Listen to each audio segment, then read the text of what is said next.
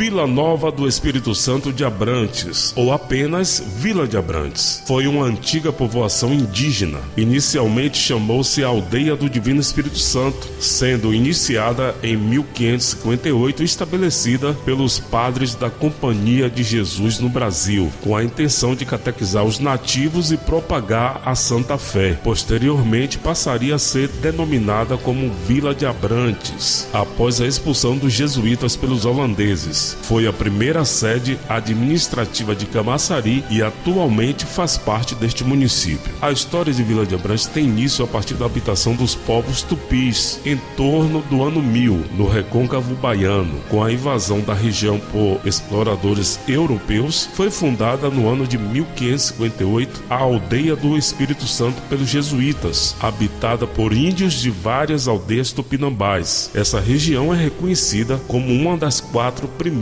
povoações fundadas pelos jesuítas no Brasil. O respectivo grupo que residia na aldeia ficava instalado em uma capela de taipa, às margens do rio Joanes, sob o comando do padre João Gonçalves e o irmão Antônio Rodrigues. Em 1624, a aldeia serviu de asilo para o bispo Dom Marcos Teixeira, o clero da diocese de São Salvador da Bahia, e aos jesuítas durante a tentativa de ocupação da Bahia pelos holandeses. O local se demonstrou resistente às invasões por várias vezes, estabeleceram confrontos armados, como a Guerra do Paraguaçu e as lutas contra a invasão holandesa, sendo reconstituída em 1641 e remodelada em 1689. No ano de 1755, os jesuítas foram expulsos da Aldeia do Espírito Santo, no governo do Marquês de Pombal. Logo, em 1758, do dia 27 de setembro, passaram a ser categorizada como vila, por provisão do Conselho Ultramarino Alvará Régio, denominando-se Vila Nova do Espírito Santo de Abrantes, hoje a atual Vila de Abrantes, inaugurando nesta data a Casa da Câmara e Cadeia Municipal. Em 1846, a Resolução Provincial número 41 de 16 de abril extinguiu a vila. Esta passou a ser integrada ao município de Mata de São João. No dia 3 de junho de 1848, a Resolução número 310 foi restabelecida, resultando no desmembramento de Mata de São João. No dia 22 de março de 1920, a lei municipal criou o distrito de Camaçari, cujo território abrangia a antiga Vila de Abrantes, confirmada pela lei estadual número 1422 de 4 de agosto de 1920. A Casa da Câmara e Cadeia, que era localizada à direita da igreja matriz, era composta por um telhado coberto de telhas, com uma fachada dividida por pilastras e uma grande janela, provavelmente com gradil de ferro. A aldeia era configurada no entorno de 65 residências de índios,